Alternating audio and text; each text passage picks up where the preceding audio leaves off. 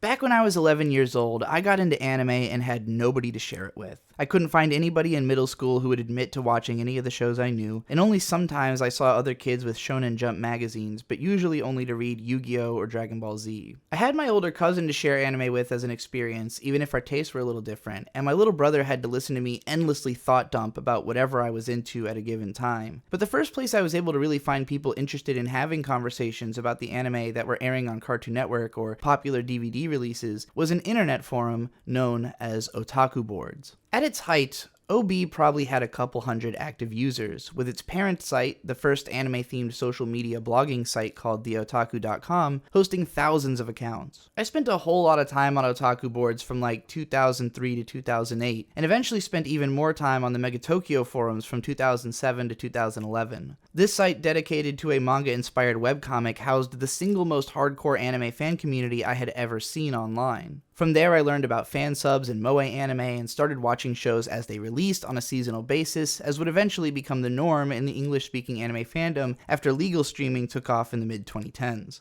Around 2008, I also started browsing 4chan's anime and manga board pretty regularly, which I will always stand by as the one place on the internet where you can turn up at 2 a.m. and start a conversation about nearly any anime that's ever existed, and someone there will have an opinion about it. You just gotta be ready for that opinion to be phrased in the most abrasive way it could possibly be. In my time amid the few anime forums I frequented, I also scoured the internet looking for more places that I could talk about anime, but tended to find that the bigger the site, the more noise and less actual discussion would go on there. Anime Suki, for instance, was one of the bigger anime fan forums, but the posting there was typically pretty vapid, whereas the other boards I used were full of elitist college students really ready to go to war in their arguments about what shows were and weren't shit and why. It was through the Megatokyo forums that I also discovered anime blogs, as many posters on there had WordPress and Blogger sites. I ended up falling in love with the blog format because forum posters would often just leave their opinion in a thread without reading or engaging with anyone else's, whereas the comments on a blog post usually had to address the actual points the original poster was making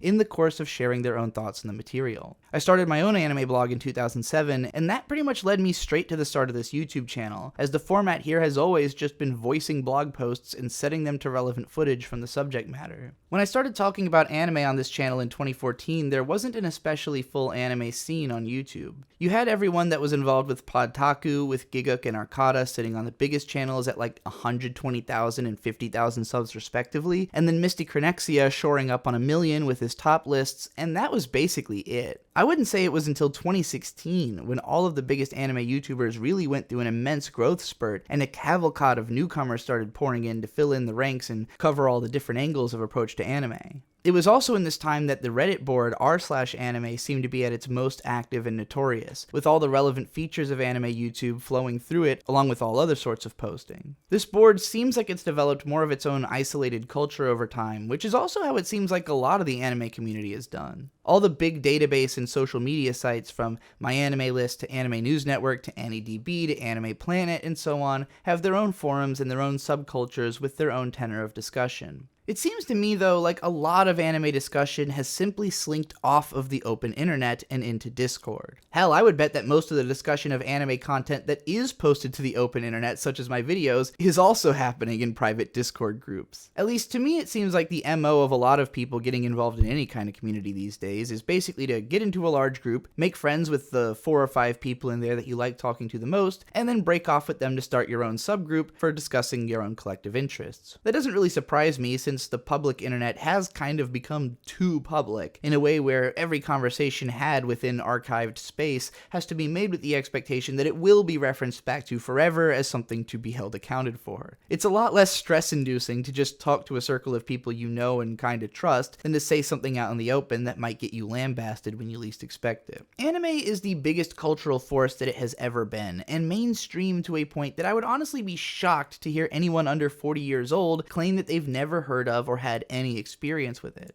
And yet, I think because it has come to be such a sprawling category of interest, it has also gotten way less centralized over time. In the early 2000s, the online anime community wasn't as focused on the likes of DBZ or Pokemon because those things were bigger than anime as a holistic concept. Being a fan of them was sort of a separate thing from what we used to call being an anime fan. But for whatever reason, being into Naruto, Bleach, or One Piece, which we used to call the big 3 of popular shonen manga adaptations, usually came with recognizing those as as anime and considering yourself an anime fan, even if one of those shows was really the only one that you knew. It has always been perfectly common that the vast majority of people who are hype about anime for a while end up into it hardcore for about 2 years and end up watching less than 20 shows altogether. As late as 2015, I could probably name exactly what shows from each year up to that point were generally popular with anime fans in the States. But once we got into the streaming era, things got a lot more complicated. Now there were like 20 shows a year coming out that got some kind of buzz in the community, as opposed to like 20 per half decade. And even the obscure stuff wasn't anywhere close to the obscurity that shows used to have before seasonal charts became the norm and started challenging a certain subset of people to try out every single thing every season. I think the late 2010s represented a high watermark in online anime culture as derived from its origins as an American imitation of Japan's online culture of seasonal anime upkeep and discussion. When anime becomes visible to new people, they tend to turn to the old guard of people like me to ask where to go next, what this stuff is all about, and how to keep up with the conversation. But I think it was inevitable that most people would realize that the grind of trying to keep up with shows week by week, checking out all the new stuff and keeping up with the conversation is just tiring. I think after we all put ourselves through the seasonal ringer for a few years, it dawned in many people that this style of consumption wasn't leading to a healthy relationship with the medium for them. I do think that marathon has always been the most popular method of anime consumption, especially in the US, where we weren't always used to getting to see shows as they came out. To me, the unparalleled success of Demon Slayer and also the runaway cultural impact of the JoJo's Bizarre Adventure adaptation have kind of changed the anime landscape by achieving something akin to that DBZ or Pokemon status of being bigger than anime is on the whole, but while being consumed with awareness that they are anime. These shows have reached way out of the anime community with their memes and their cultural influence outside Japan, and in the same way that anime fans who were only into Naruto and Bleach when I was in high school might call themselves otaku with zero awareness of any aspect of the culture or history of the medium beyond those works, I am certain that there are more people calling themselves anime fans right now who are exclusively interested in My Hero Academia, Demon Slayer, and or JoJo's Bizarre Adventure than there are fans of all other anime that exists put together. Anime has never particularly made sense to regard as monolithic. There is little reason to think that a big fan of, say, Attack on Titan is also going to be a big fan of Pui Pui Molcar, aside from the fact that they are equally incredible shows. Being a fan of anime as a whole seems a little ridiculous, and it's never surprised me to see fans get burned out on trying to keep up with every flavor of the season series that gets popular when there's no reason to expect that you're going to like every show that someone else considers to be good. I think that anime fandom had to sit under an umbrella like that for so long just because, individually, there are lots of shows that don't get enough attention to foster discussion. But they might get talked about by certain people who categorically keep up with everything, and that stuff only gets discussed at all because there are places that more general anime fans can just talk about anime and whatever that entails. But most of what's now getting talked about at all is more likely to be popular enough to form its own independent fan community and culture apart from that of anime as a general whole. I don't want to make it sound like this was somehow uncommon or impossible before, but I do think that the ability for individual intellectual properties to maintain self-sustaining fan infrastructure has improved dramatically over time. What got me onto this whole train of thought really began with me wondering about how to reach the audience that my videos were once able to reach within the anime community. Now I could go on all day about the reasons my channel doesn't perform as well as it once did, but rather than fixate on why the audience isn't here anymore, I've just been stumping myself wondering, where did they all go? In 2016, I could talk about a show that appeared on 250,000 people's My Anime List profiles and pretty much guarantee it was going to get 50 to 100,000 views, whereas now I can talk about a show that's on 500,000 lists and get 10,000 views. Now, a lot of that was from my active subscriber base at the time, but much more of it was clicked through from other popular anime-related content on YouTube, as well as from the videos getting shared to big centralized communities like Reddit's r/anime board. These days, though, I wouldn't even know where to expect my traffic to come from if it was coming. There is still plenty of anime content on YouTube, though I haven't seen a lot of review or analysis channels growing particularly huge recently besides Hazel, and a lot of them are slowing down. It seems like the culture of how people talk about anime is constantly evolving, with different channels taking even more wildly different approaches, which I think is a good thing, incidentally. Outside of YouTube at this point, I honestly have no idea what anime communities are considered most active or relevant, or what the culture of talking about anime has evolved into. So that brings me to the video title.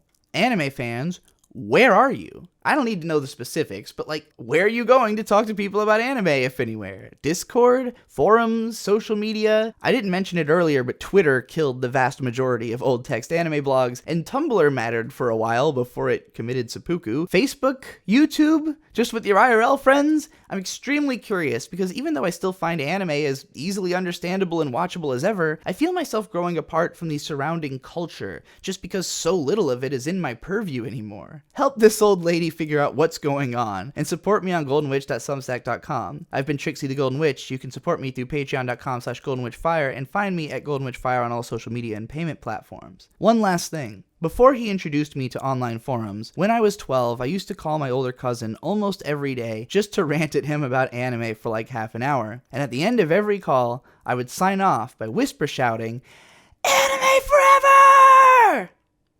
Never forget.